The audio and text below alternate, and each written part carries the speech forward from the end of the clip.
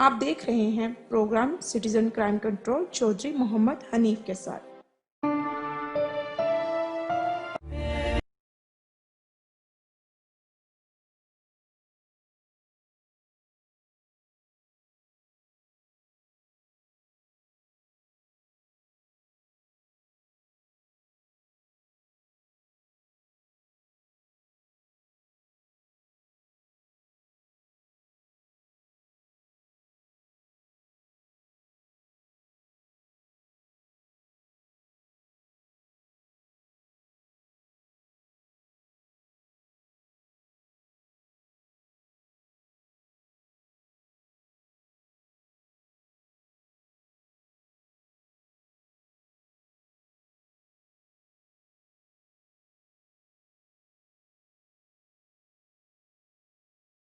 اعوذ باللہ من الشیطان الرجیم، بسم اللہ الرحمن الرحیم۔ ناظرین السلام علیکم، آپ دیکھ رہے ہیں پروگرام سٹیزن کرائم کنٹرول، میں ہوں چودھری محمد حنیف۔ ناظرین، جتنے بھی ہم عوام میں متاثرین لوگ ہوتے ہیں، کسی نہ کسی وجہ سے کوئی نہ کوئی جرم کرتے ہیں اور کیفر کردار تک پہنچتے ہیں، لیکن عوام میں جن لوگوں کے ساتھ زیادتی ہوتی ہے، ظلم ہوتا ہے، وہ ہمارے ملک کے ادارے ہیں۔ پولیس ہے، اگر کسی کے ساتھ زیادتی ہوتی ہے تو وہ پولیس کے پاس جاتا ہے، پولیس کسی کے ساتھ زیادتی کرتی ہے تو وہ وکلا کے ساتھ جاتا ہے۔ پولیس کا اہم ترین کردار ہے ہمارے معاشرے میں، جو کہ ہماری جان و مال کی حفاظت کی ذمہ دار ہے، اور وکلا ہر حالت میں ایک مقدس پیشہ ہے، جن کا کام ہے عوام کو، متاثرین کو عدلیہ سے انصاف لے کر دینا، قانون پڑھنا، قانون کو دیکھنا اور قانون کے رکھوالے بن کے قانون کی رکھوالی کرنا اور قانون کے مطابق متاثرین کو انصاف لے کے دینا، یہ وکلا کی ذمہ داری ہے۔ وکلا کا اس معاشرے میں ایک اہم کردار ہے۔ اب نہ تو کوئی ادارہ غلط ہوتا ہے، نہ ساری سوسائٹی غلط ہوتی ہے، نہ ہی وکلا برادری ساری کی ساری غلط ہے، نہ عدلیہ میں لوگ غلط ہیں۔ کسی ڈپارٹمنٹ میں 100% لوگ غلط نہیں ہوتے، ان میں چھپی ہوئی چند کالی بھیڑیں اس پورے ڈپارٹمنٹ کے لیے بدنامی کا سبب بنتی ہیں، ان کے ماتھے پر کالا تل لگاتی ہیں۔ بات یہ ہے کہ ان میں چھپی ہوئی چند بھیڑیں ان کی ذہنی طور پر اور تربیتی طور پر اور بنیادی طور پر وہ لوگ جرائم پیشہ ہوتے ہیں۔ جرائم پیشہ لوگ کچھ اداروں میں لبادہ اوڑھ کے ان کا اور اپنی کرمنل ایکٹیویٹیز کو بند نہیں کرتے، لیکن جیسے جیسے وہ منظر عام پر آتے ہیں تو میں یہ سمجھتا ہوں کہ اب اداروں کو، وکلا کو، پولیس کو، کسی بھی شعبے میں صافت کو، اگر اس میں کوئی چھپی بھیڑیں وہ کرمنل ایکٹیویٹیز کرتی ہے اور تمام اداروں کے لیے وہ بدنامی کا سبب بنتی ہے، تو اداروں کو اور سوسائٹی کو، وکلا برادری کو یہ چاہیے کہ کسی بھی قیمت پر ایسے لوگوں کا ساتھ نہ دیں۔ ناظرین، دکھ کے ساتھ، نہایت دکھ کے ساتھ یہ بات کہنی پڑتی ہے، جن لوگوں سے ہمیں تحفظ ملنا ہے اور جن لوگوں نے ہمیں انصاف لے کر دینا ہے، وہی اگر سوسائٹی میں خونڈہ گردی، لا قانونیت، قتل و غارت شروع کر دیں گے، جھوٹے مقدمے درج کروانے شروع کر دیں گے، تو پھر سوسائٹی کا پریشان حال کون ہوگا؟ اب حال ہی میں ایک ایڈوکیٹ عابد حسین ناز، جو کہ پڑھے لکھے بھی ہیں، عدالتوں میں پیش بھی ہوتے ہیں، عدالتوں میں پیش ہونے کے ساتھ ساتھ ان کے لائسنس بھی بار کونسل نے دیا، انہوں نے ایک جھوٹی FIR پہلے درج کروائی اپنی بیوی کی طرف سے زنا کی، وہ مقدمہ خارج ہو گیا، اس کے بعد اس نے ایک اور مقدمہ درج کروایا اپنی بیگم کی طرف سے ہی ماڈل ٹاؤن میں، جس کی FIR آپ سکرین پر دیکھ رہے ہیں، وہ بھی زنا کا کروایا، نامعلوم لوگوں پر کروایا کہ میری بیگم کو کوئی لے گئے اور جا کے پارک میں زیادتی کی۔ پارکوں میں زیادتیاں کیسے ہو سکتی ہیں؟ کیا یہ ممکن ہے؟ پرچے کا متن، پرچے کی بنیاد ہی غلط ہے کہ وہ کیسے لے گئے کسی عورت کو، پارک میں کیسے چلے گئے؟ اگر وہ واقف تھے تو ادھر ان کو نامزد کرنا چاہیے تھا، وہ پرچہ ہوا نامعلوم لوگوں پر۔ اس کے چند دن بعد اس پرچے میں نامزد کر دیا 2 لڑکوں کو، اس FIR میں چند دنوں کے بعد نامزد کرتے ہیں یہ وکیل صاحب راشد اور ابو بکر، جو دوست بھی ہیں، نصیر آباد کے رہائشی ہیں، ان لوگوں کو۔ اس کے بعد ان کے کرمنل ایکٹیویٹیز اور ان کی سازش سامنے آتی ہے کہ یہ لوگ اگر وہ مجرم تھے उनको उसी FIR में ये पकड़वा देते। पुलिस का काम है वो दूध का दूध पानी का पानी करती। अगर इनकी बेगम के साथ कोई ज्यादती हुई थी तो पुलिस इनके साथ उनको सजा देती, ये कोर्ट में उनके साथ उनको सजा दिलवाते ताकि आइंदा कभी कोई ऐसा ना इबरतनाक अंजाम को ना पहुंचता, ऐसा कोई घिनौना काम ना करता। लेकिन इन्होंने तमाम अदारों को, पुलिस को, वकला को, हर चीज को एक तरफ छोड़ते हुए इन्होंने हाई कोर्ट की सिक्योरिटी पर ममूर वो पुलिस कांस्टेबल और अपना एक शागिर्द जो कि अभी ला कर रहा फैसल, उसको काम सिखा रहे थे, उनको अपने इर्द गिर्द के चंद लोगों को उकसाया। उकसाने के बाद उनके घर की नाकाबंदी की। जैसे ही वो नाश्ता लेने के लिए बाहर निकला एक नौजवान, तो इन्होंने उसको उठा लिया अपनी बाइक पे। के पीछे स्क्रीन पे आप देख रहे हैं कि वो CCTV में वो लड़का आया और ये फैसल कोट पहन के बाइक पे उसको लेके आ रहा है। अब इसमें ये फैसल भी शामिल हो गया, पुलिस कांस्टेबल भी शामिल हो गए और लोग भी शामिल हो गए। इन्होंने दिन दिहाड़े उनको अगवा कर लिया। अगवा करने के बाद ये अदालत के आता है। अदालत में अपने चैम्बर को, जिसको इन्होंने निजी टॉर्चर सेल बनाया हुआ था, उसको ले आते हैं और उस पे बेतहाशा तशद्दुद करते हैं। तशद्दुद करने के बाद उनसे बयान लिखवाते हैं। बयान लिखवाने के बाद फोन करवा के उस दूसरे लड़के को बुलवाते हैं। अब दोनों लड़कों पे जब तशद्दुद किया जाता है, फिर ये अपनी बेगम को, वाइफ को भी उधर बुलाता है कि देखो यही लड़के हैं। उसने कहा डर के मारे जी यही लड़के हैं। तो इन्होंने वहाँ पे तहाशा उन पर पुलिस, मुलाजमीन, वकला और ये बैठ के इन्होंने तशद्दुद हद तक किया कि उसमें से एक लड़के की डेथ हो गई। उस दौरान जब डेथ हो गई तो दूसरा जो बंदा था उस तशद्दुद में इसकी बीवी भी तशद्दुद करती रही, लोग भी तशद्दुद करते रहे, ये खुद भी तशद्दुद करते रहे मौके पर। अब इन्होंने जब देखा कि इसकी डेथ हो गई है, पानी उसको दिया, उसे पानी पिया नहीं गया, तो पानी उसके अंदर ही नहीं गया क्योंकि ये उस पर, उसके सीने पर ये ठुडे मारते रहे वकील साहब। तो बात ये है कि इस कदर जुल्म के उस बंदे की तड़पते तड़पते उधर जान निकल जाए। दूसरे बच्चे को अब जब इन्होंने देखा तो ये इनको रहम नहीं आया कि हम अपनी जान बचाने के लिए एक को तो कत्ल कर चुके हैं, लेकिन इन सफाक दरिंदों ने दूसरे शख्स को जानबूझ के कत्ल कर दिया कि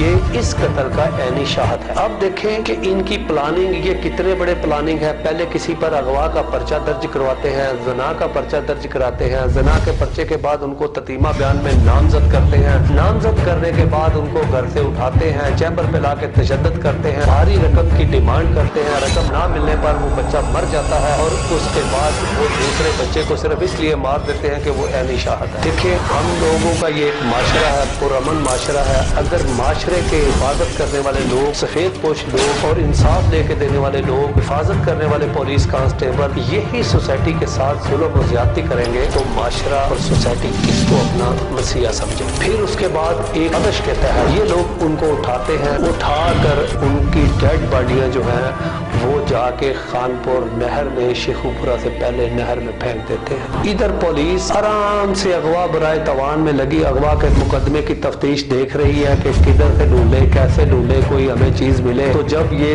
बंदे मर जाते तो तब इनकी डेड बॉडियां पुलिस उधर से निकालती है।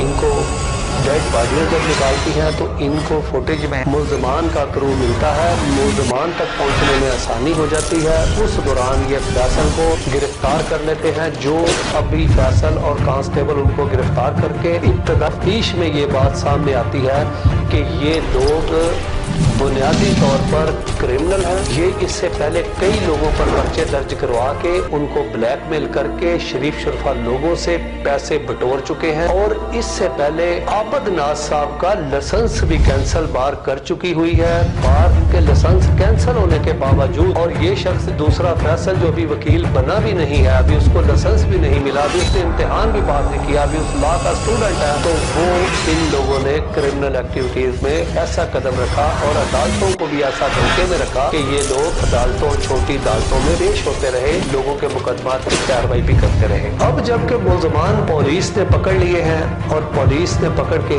इनसे इंकिशाफ भी करवा लिया है, बॉडियां भी उनसे बरामद करके पोस्टमार्टम भी करवा लिया है, तो अब सोसाइटी का एक सवाल है, पुलिस मुलाजमीन भी शामिल है, वकला भी शामिल है, वकला की बेगम भी शामिल है और उनका चैम्बर भी शामिल है। अब देखना ये है सोसाइटी ने कि क्या इस दर्दनाक कत्ल में, जो एक बहुत गहरा और उन माओं के लिए अफसोसनाक हादसा है, और ये खुली लाख कानूनियत है, यहाँ पे खुली चैम्बर को टॉर्चर सेल के तौर पर इस्तेमाल किया गया। इनके नजदीक अगवा, तावान, कत्ल, लाशों को खुद दर्द करना और झूठे पर्चे करवाना एक आम सी बात उन्होंने समझी, तब उन्होंने ये सारा कुछ किया। जबकि इसी दौरान वकील साहब की बेगम ये बयान देती है कि मुझे डरा के मेरे शोहर ने बयान बुलवाया है, मेरे साथ कोई ऐसा वाकया नहीं आया है, बिल्कुल नहीं हुआ है। इससे बात क्लियर हो गई कि ये एक गैंग थी और ये इस लाख तादाद लोगों को ये ब्लैकमेल कर चुके हैं।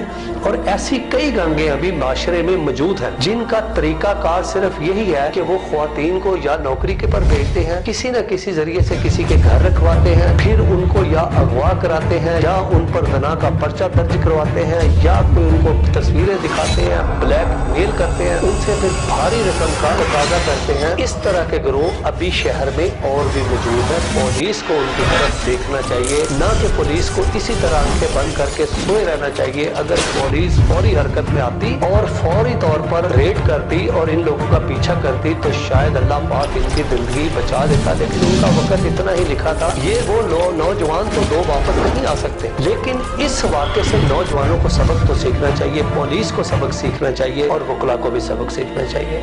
इस प्रोग्राम में जो सबसे मेरा अहम सवाल ये है कि अगर आबद नाज साहब को वकील साफ सुथरे तरीके से बचा लेते हैं और उनको चलान में नहीं रखते, क्योंकि वो इंटरम बेल कराए हुए हैं और इंटरम बेल में जब तक उनकी बेल है खारिज नहीं होती है, पुलिस उनको पकड़ नहीं सकती। जहाँ पे एक सवाल सोसाइटी पूरी वकला बरादरी को देख रही है और एक सवालिया निशान है कि वकला बरादरी इस सफाक दरिंदे का साथ देती है या नहीं देती। दूसरी तरफ पुलिस मुलाजमी ने ऐसा किया कि पुलिस मुल्ज़मान के साथ क्या करती है, क्या जो एक्चुअल मरकजी किरदार है जिसने अपनी बेगम का पर्चा दर्ज करवाया, जिसका चैम्बर यूज हुआ, जिसने तशद्दुद किया, दूसरे लोग तो हमराई मुल्ज़म है, तो क्या पुलिस हमराई मुल्ज़मों को चलान कर दे और इस बंदे को बेगुनाह कर दे या इसको मशवरे में कहीं पे चलान कर दे, तो पुलिस पर भी सवालिया निशान है। मैं जहाँ तक प्रोग्राम करता हूँ और मेरा शोबा सहाफत से जो तल्लुक़ है एक अरसे से, मैंने ये देखा कि पुलिस में